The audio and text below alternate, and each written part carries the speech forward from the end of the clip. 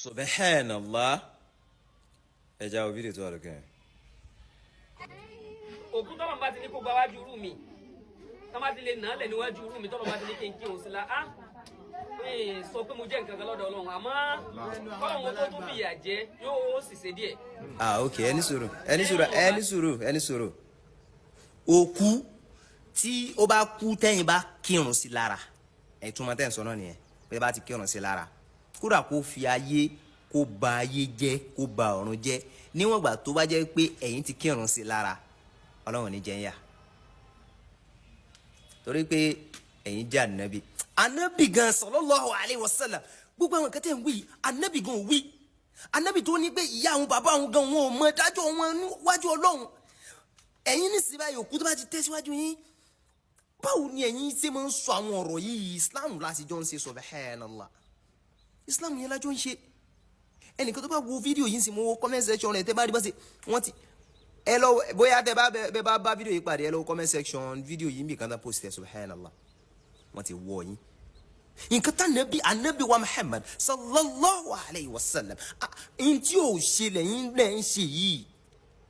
anabi ò fọwọ́ rẹ̀ sọ̀yà àwọn òbí tó bí anabi ẹ̀yin wọ́n sọ pé anybody tí wọ́n bá ti gbé kọjá wá òkú tó bá ti kọjá wájú yín tẹ́ bá ti kírun sí la ní jẹ́ bẹ́ẹ̀ tí àìwàlìyàn náà rẹ̀ tọ́lọ̀ àìpé Ọlọ́run ní foríjì torí pé ẹ̀yin bí you are. ẹ já continue. nínú ọba sẹ́tìmí náà ti gbìyànjú tí mo ti ṣe torí nínú iṣẹ́ tí mo lè fi yàn gàn pé nínú iṣẹ́ ìwò lọ tiẹ̀ ṣe tọ́lọ́ ń kọ́ káre láyé èmi náà ti kọ́ àwọn ọmọ Al-Qur'ani tí ì lè sọ iye wọn mọ́ èmi náà ti wá ti sàǹfààní fáwọn èèyàn tí wọ́n ti dìde lára mi tẹ́mi náà ò lè sọ iye wọn mọ́ èmi náà ti ẹni sọ̀rọ̀ ẹ ti kọ́ àwọn ọmọ Al-Qur'ani àwọn ọmọdé ẹ̀kọ́ Al-Qur'ani yẹn ṣe ọ̀fẹ́ lẹ kọ́ wọn ẹ gbó lọ́wọ́ àwọn òbí wọn ṣé ọ̀fẹ́ ni ẹ ṣe òlímọ̀ ẹ̀ẹ́dọ́gbọ̀n gbowó abọ́ ẹ̀ẹ́dọ́gbọ̀n gbowó àlùbáríkà ẹ̀ẹ́dọ́gbọ̀n gbogbo àwọn èèyàn nísìn Al-Qur'ani tẹ́ kọ́ wọn ọ̀fẹ́ ni so òun ni Ọlọ́run wà wò pé ẹ gbìyànjú ẹ kọ́ ọmọ Al-Qur'ani so kú tó má ti wá gbé wá síwájú yín bó ṣe wà yẹn Ọlọ́run ti forí jìn nìyẹn ẹ má máa wí gbogbo nonsense tẹ́ ẹ sọ like social media ayé social media la wà àwọn èèyàn ń record yín I strongly believe that you were not aware of this short this video now ẹ wà aware ẹ kàn lè jí láàárọ̀ kẹ́ bára yín social media that's what we're saying ẹ ń bá Islam jẹ́ fún wa now look at what you're saying ẹni tó kú tó bá ti gbé wá síwájú yín Ọlọ́run foríjì nítorí pé ibi ìlú àwùwà yìí náà ẹ̀yin já nàbì ni nǹkan tá nàbì gan ò rí sọ ìwòye ẹ̀yin sọ yóò jẹ́ nǹkan kan wájú Ọlọ́run yìí tẹ́ sọ yẹn sì kò ti jọ pé bíi pé èèyàn ńlá ní wájú Ọlọ́run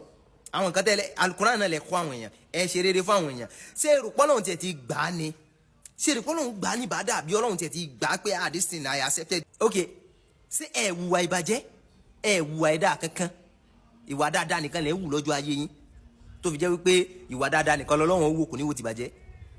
ẹ mọ nǹkan tẹ́ mo máa sọ lórí social media náà ẹ ń kó ìdọ̀tí bá Islam tó bá wá bú yín sìn wọ́n nípa àwọn mùsùlùmí yẹn irọ́ wọn pọ̀ irọ́ wa pọ̀ wọ́n ti kó wa pọ̀ àwọn òsì ní jẹ́ kán mọ torí ẹ̀yin kán mọ bú àwa